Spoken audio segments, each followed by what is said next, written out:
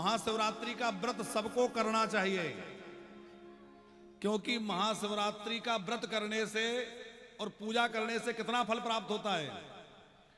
बोले 1 वर्ष तक विधि पूर्वक भगवान शंकर का पूजन करने से जो फल प्राप्त होता है, उतना फल केवल महाशिवरात्रि के दिन भगवान शंकर का पूजन करने से प्राप्त हो जाता है। महाशिवरात्रि का बहुत बड़ा फल और बड़ा भारी विशेष महत्व शिव महापुराण में वर्णित है।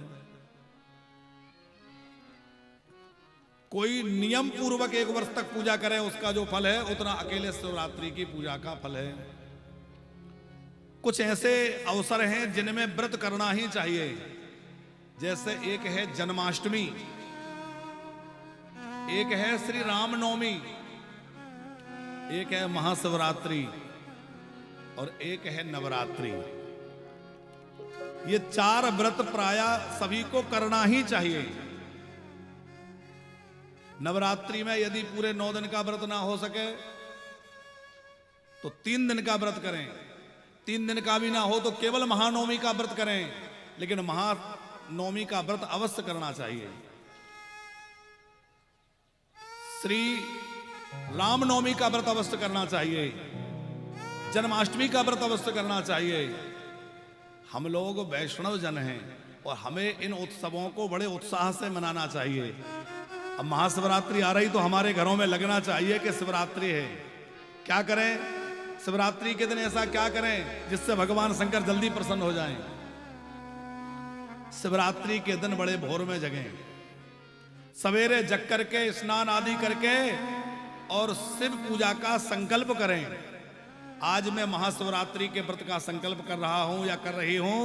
आज मैं शिव जी का पूजन करते हुए पूरा दिन व्यतीत करूं। कितने बार शंकर जी की पूजा होती है? 4 बार। 4 पहर की पूजा होती है। तो दिन में निराहार रहें अथवा फलहार करके व्रत करें और संध्या में प्रदोष काल से शिव जी का पूजन प्रारंभ करें। हो सके तो 1000 बिलपत्र भगवान शंकर को अर्पित करें। यदि 1000 ना हो सके तो 108 बिलपत्र अर्पित करें। 108 ना हो सके तो 11 बिलपत्र जरूर अर्पण करें। समीपत्र शिव जी को अर्पण करें, भस्म अर्पण करें, धतूरा अर्पण करें। शंकर जी की पूजा तो कितनी सरल है, जो किसी को नहीं चढ़ता वो शंकर जी को चढ़ जाता है। आक, धतूरा, बिलपत्र है, इनसे ही भोले बाबा प्रसन्न हो जाते हैं।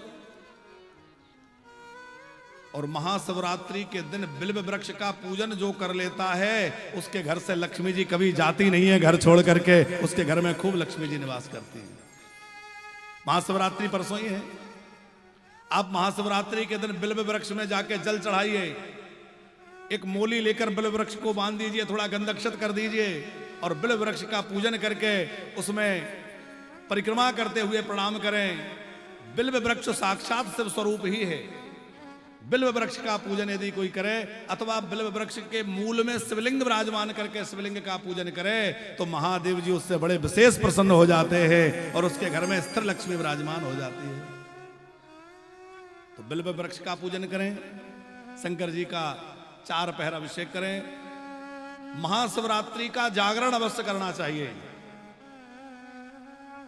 महानवमी का, जन्माष्टमी की रात्रि का और महाशिवरात्रि की रात्रि का जागरण करने का विधान है।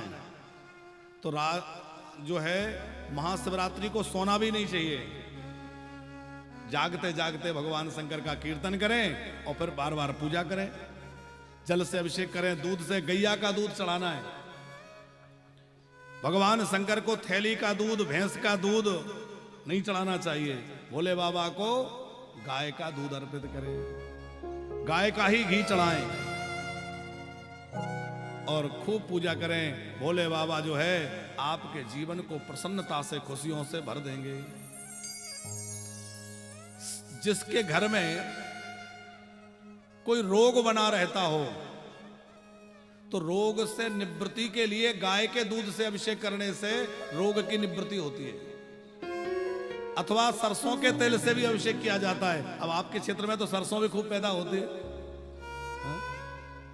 शत्रु विनाश के लिए अथवा रोग नाश के लिए शिवलिंग का सरसों के तेल से भी अभिषेक किया जाता है। लक्ष्मी प्राप्ति के लिए गन्ने के रस से अभिषेक किया जाता है। शांति के लिए कुसा के जल से अभिषेक किया जाता है। प्रसन्नता के लिए गाय के दूध से अभिषेक किया जाता है। मन की शांति के लिए गाय के घी से अभिषेक किया जाता है। सर्वविध कल्याण के लिए तीर्थों के जल से स्नान करके अभिषेक किया जाता है। इस प्रकार अलग अलग पदार्थों से शिवलिंग के अभिषेक का महत्व है। आप खूब मन लगा के शिव आराधना करें और शिव पूजा करके महाशिवरात्रि मनाएं। भोले बाबा की कृपा सबके जीवन में होगी।